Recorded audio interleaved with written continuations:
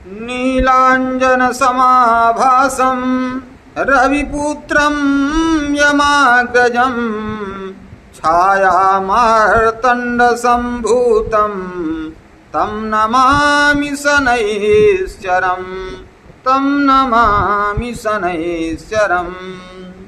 प्रिय मित्रों, सादर नमस्कार। आप सबका हमारे धर्म एवं अध्यात्म के YouTube चैनल पंडित मधुरादित्य त्रिपाठी में स्वागत है।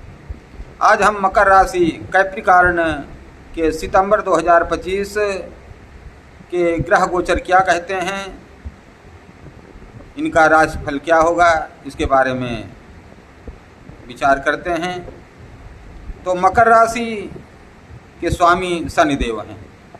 मकर राशि स्त्री स्वभाव राशि है, पृथ्वी तत्व प्रधान राशि है और घुटने के नीचे इसका विचार किया जाता है, या इससे घुटने का ही विचार किया जाता है, ऐसा कह सकते हैं। तो मकर राशि के स्वामी शनिदेव इस समय 3rd भाव में, तृतीय स्थान में, पराक्रम भाव में विराजमान हैं। तो आप छोटे भाई की मदद कर सकते हैं, क्योंकि राशि के स्वामी और द्वितीय भाव के दोनों के स्वामी धन भाव और तन भाव दोनों के मालिक होकर के तृतीय स्थान में विराजमान हैं, छोटे भाई के स्थान में। तो आप अपने छोटे भाई की मदद कर सकते हैं, उसे आवश्यकता भी हो सकती है आपकी, तो आप उसकी अवश्य मदद करिए। लेकिन पार्टनरशिप में कोई काम मत करिए। मकर राशि वाले एक चीज़ का ध्यान रखें, तो ये उनके सफलता की गारंटी बन सकती है। वो क्या है कि धीरे धीरे रे मना, धीरे सब कुछ हो, धीरे धीरे रे मना, धीरे सब कुछ हो। माली सिंचे सौ घड़ा, ऋतु आए फल हो। तो अगर आप ये बात समझ लिए तो यही बात आपके सफलता की गारंटी बन जाएंगे। हाँ, इसके पहले आगे कुछ कहने के पहले आप अगर चैनल को सब्सक्राइब नहीं किए हैं तो प्लीज़ सब्सक्राइब कर दें। अच्छा लगे तो लाइक करें, नहीं तो अनलाइक कर दीजिएगा। लेकिन मनोबल बढ़ाने के लिए आपके सब्सक्राइब रूपी सहयोग की ज़रूरत है।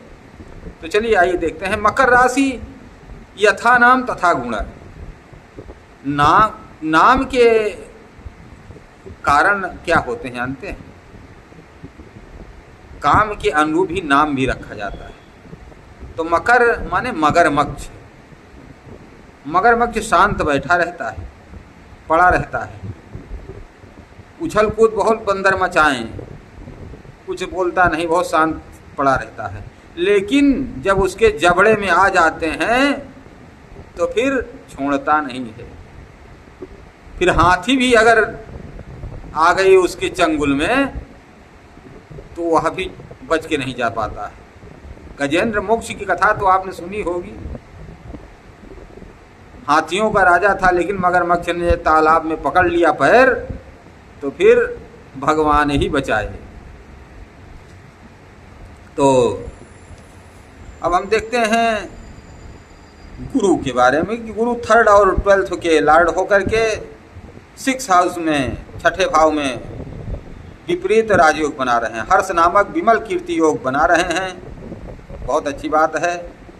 और गुरु की दृष्टि कर्म भाव पर है, तो आपको अपने काम में नेम फेम की प्राप्ति होगी। मंगल सुख और लाभ भाव के लॉर्ड होकर भाग्य भाव में विराजमान हैं, तो आपको जबरदस्त लाभ होगा। चंद्रमा 7th भाव के स्वामी होकर महीने के शुरू में लाभ भाव में विद्यमान रह करके लाभ प्रदान करेंगे। और प्रथम सप्ताह में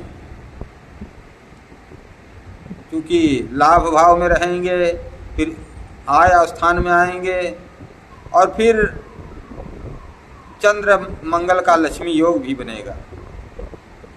तो एक चीज़ हमेशा ध्यान रखिए, चंद्रमा चूंकि एक राशि में 2.25 दिन से ज़्यादा नहीं रहता है,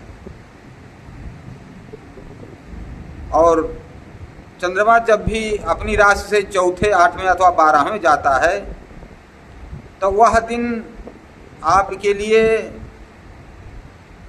थोड़ा कष्टदायी हो जाता है। आपके सोच के विपरीत काम हो जाते हैं, आशा के अनुरूप काम नहीं होते हैं, सोच से उल्टा होता है।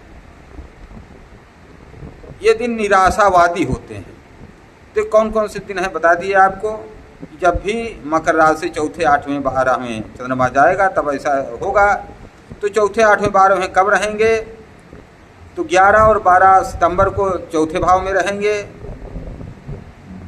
19, 20, 21 को 8वें भाव में रहेंगे, 2, 3, 29 और 30 को 12th भाव में, 12वें स्थान में, खर्च भाव में विराजमान रहेंगे।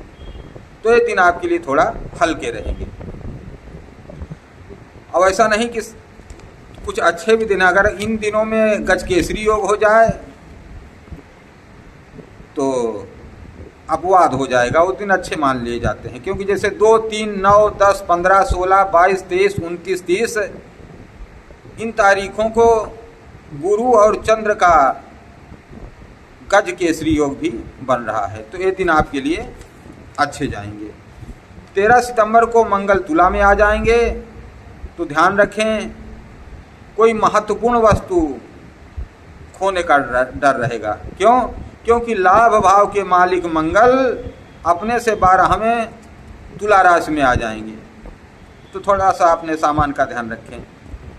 परंतु अपने से चौथी दृष्टि उच्च राशि अर्थात लग्न पर, राशि पर, मकर राशि पर रहेगी, तो स्वास्थ्य अच्छा रहेगा आपका। 7वीं दृष्टि सुख स्थान में रहेगा, तो आप सुख का उपयोग करेंगे। 14 सितंबर शुक्रवार, 14 सितंबर को शुक्रदेव सिंह राशि में आएंगे, तो सामान्य रहेगा। यद्यपि संतान के लिए थोड़ा सा कष्ट रहेगा,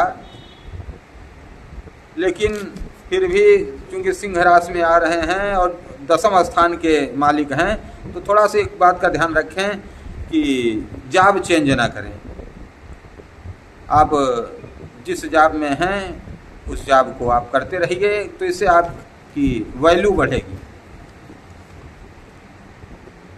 अब हम आते हैं 15 सितंबर को बुध कन्या राशि में भाग्य भाव में आ जाएंगे और उच्च के, अपनी स्वयं की राशि कन्या राशि में उच्च के हो जाएंगे, तो भाग्य साथ देगा। क्योंकि कहा गया भाग्यम फलति सर्वदा, अगर भाग्य साथ दे तो विद्या, बुद्धि और बल का कोई उतना महत्व नहीं है जितना भाग्य का है। तो रोग रिपु ऋण कम होंगे, भाग्य साथ देगा। 16 सितंबर को सूर्य कन्या में बुध के साथ आ जाएंगे भाग्य भाव में, बुधादित्य योग बनाएंगे। तो यद्यपि अष्टमेश होकर के भाग्य भाव में जाएंगे, इस कारण बहुत सपोर्टिव तो नहीं रहेंगे, तो इसलिए अपनी मेहनत पर आपको भरोसा रखना चाहिए, कुछ अपने आप नहीं हो जाएगा। हर हर महादेव, जय श्री कृष्ण, जय श्री राधे। अगर आपने चैनल को अभी तक सब्सक्राइब नहीं किया है तो प्लीज़ सब्सक्राइब करें और मनोबल को बढ़ाएं, भारतीय संस्कृति को समझें। हर हर महादेव, जय श्री कृष्ण, जय श्री राधे। मातृपितृ देवताओं की जय।